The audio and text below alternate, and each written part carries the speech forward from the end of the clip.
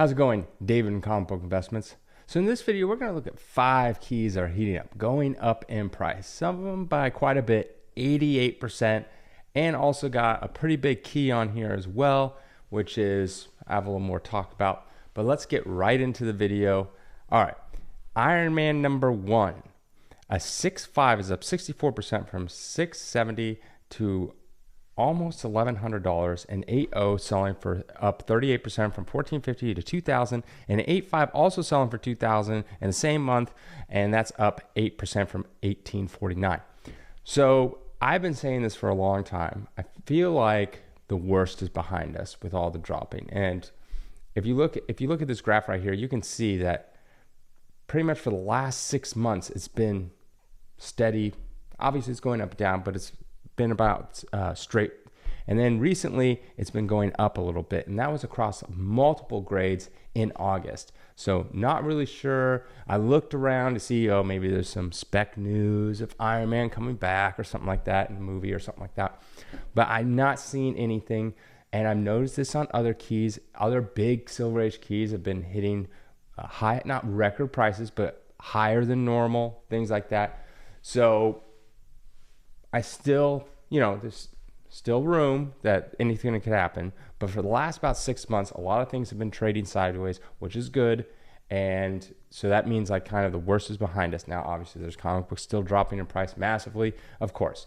And there's comic books that are going up. So that's, but you got to look at the main factors, like the big blue chip comic books, like the Silver Age, Golden Age keys. And that's what you want to look at to see where it is. And hopefully, I'm pretty sure we're out of the woods, but still more to come. Obviously, interest rates are getting higher and higher and higher, so that's not good.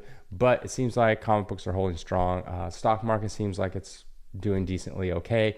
So I've said this before, 2024 should be, we're out of the woods. I think 2024 is when we're going to be out of the woods.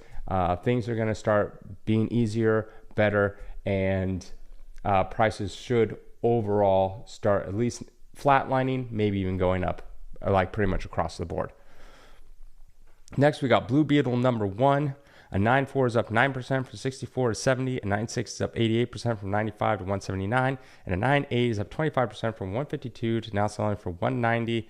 Other than this one sale, selling for like 325, which I can't confirm if it was a newsstand or not, which I'm gonna think it is. It's pretty much stayed steady for the last couple years. Even though the Blue Beetle movie came out, it's like I don't see the same push from movies like we used to. I think a lot of that has to do with it was also during a time when everything was going up, and so people were like, oh, I gotta jump in. There's a lot other new collectors in, just buying. They didn't know what to buy, so they watched some YouTube channel, and some YouTube channel says, hey, this character's in a movie, you gotta get it. It's like, okay, but why? You need a track record. That's why I don't really recommend buying brand new modern books, because there's no track record there. Just wait for the dust settle, unless you get it for like cover price or something like that, or you buy it raw for pretty cheap.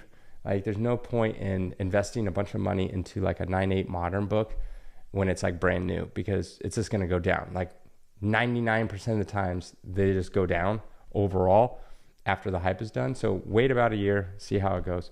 With this Blue Beetle, it looks like for the longest time it's just kind of been not very much, just kind of like all over the place.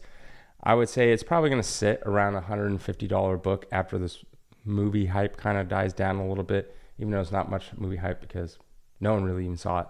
So next we got Amazing Spider-Man 47. A 6.5 is up 6% from 192 to 205. A 7.5 is up 10% from 272 to 300. And 8.5 is up 20% from 360 to 432. This is a John Romita cover, great cover. He died recently. I did a whole video about him, if you haven't checked it out.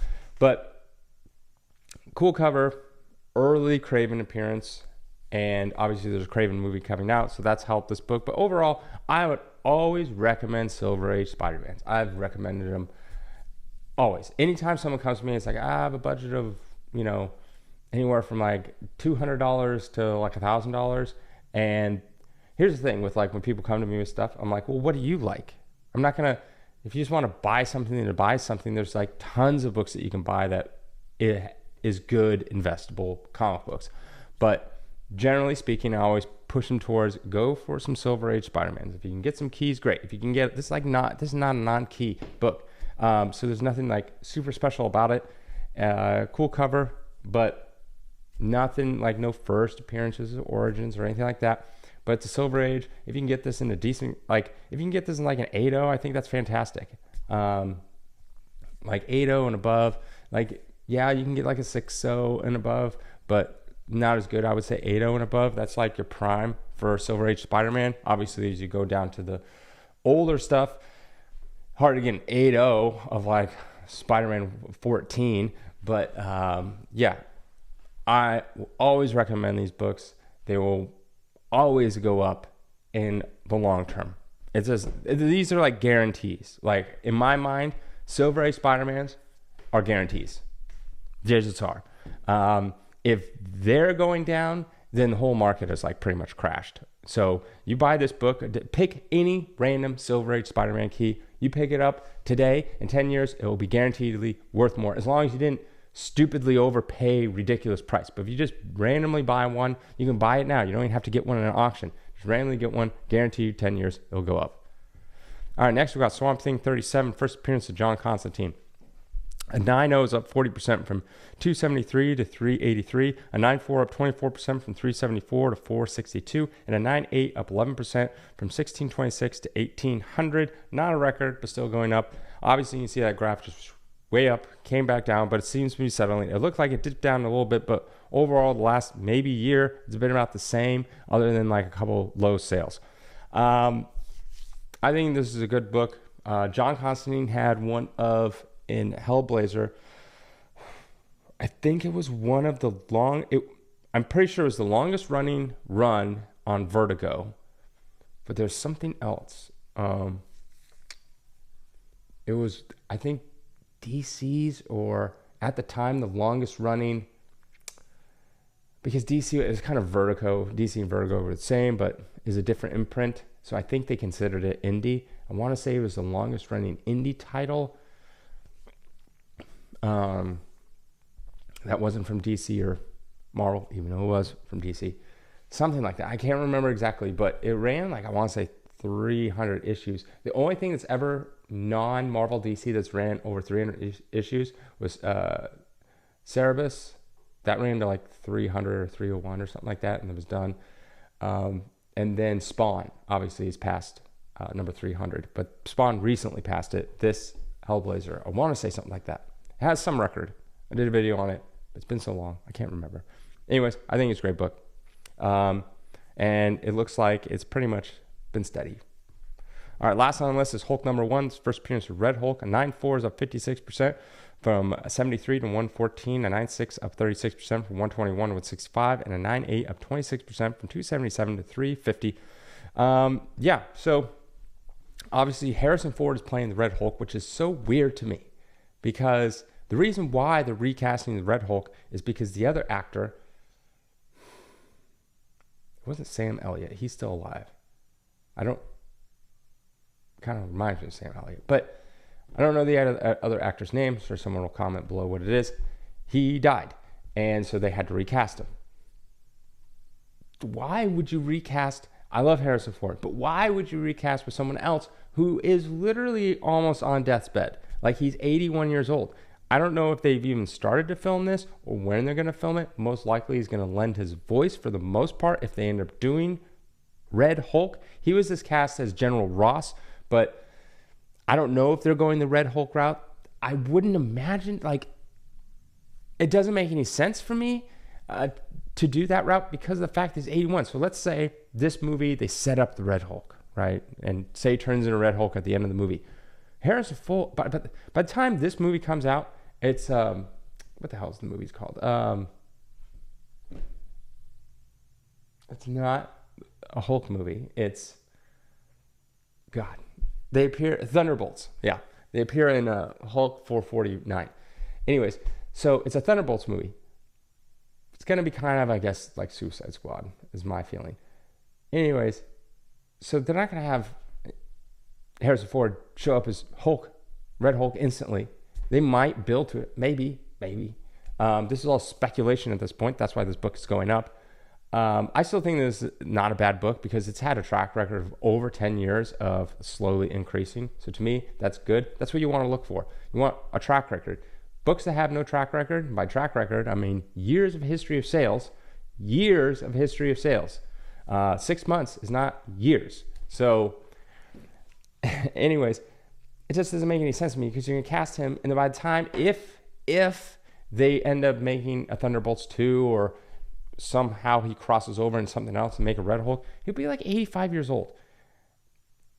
He might die again. Just die. Well, General Ross would die again. And so to me, it just doesn't make any sense. You should have cast someone who's like 60s, in their 60s. That makes sense because you're a general. In your 60s, you're definitely a general. Like if you're good and you've been around long enough, you don't need to cast someone who's 80-something years old. Like, that's cool that you got Harrison Ford, but this seems like a bad move. Like, it makes no sense. The only thing that makes sense, and that's another thing, even if he doesn't turn into the Red Hulk and they're like, oh, we just want a new General Ross, regardless, look at your hit. Marvel's so stupid. I'm sorry, Disney, you're retarded. Marvel has used General Ross from, okay, let's do the MCU one. The Edward Norton Hulk came out in 2008. Then he appeared in something else again and something else again. He's appeared, I think, 3 times. 3 times, the actor that played him. And so you've obviously used him for decades, or a decade at least. You would probably use the same thing, even if you're like, I'm casting Harrison Ford and it's a one and done. Why would you put that like chain around your neck saying like, oh, it's just a one and done? You know these characters just randomly pop up. You don't know what writer is going to write in like 5 years. Like, oh, wouldn't it be cool if General Ross shows up and does this? It's like, oh, so dumb. So Harrison Ford is not going to last. I'm sorry. He's just not going to. Like, maybe. But he's also kind of a daredevil. Didn't he like crash a helicopter into a field or something like that? Or he was saving someone in a helicopter? I don't really remember. But nonetheless, he's too old. I like Harrison Ford, but let's be real. These characters are older, last longer than real humans. That's hence why Superman's like 100 years old. So you have to look to the future. So I don't know. Rant over. I think it's stupid. I love Harrison Ford, but I think it's stupid. And they should have cast someone who's like 60 years old. And then that way, in 10 years, if they're like, oh, we should use General Ross again. You can, because now the guy's almost 70. Anyways, have a good day.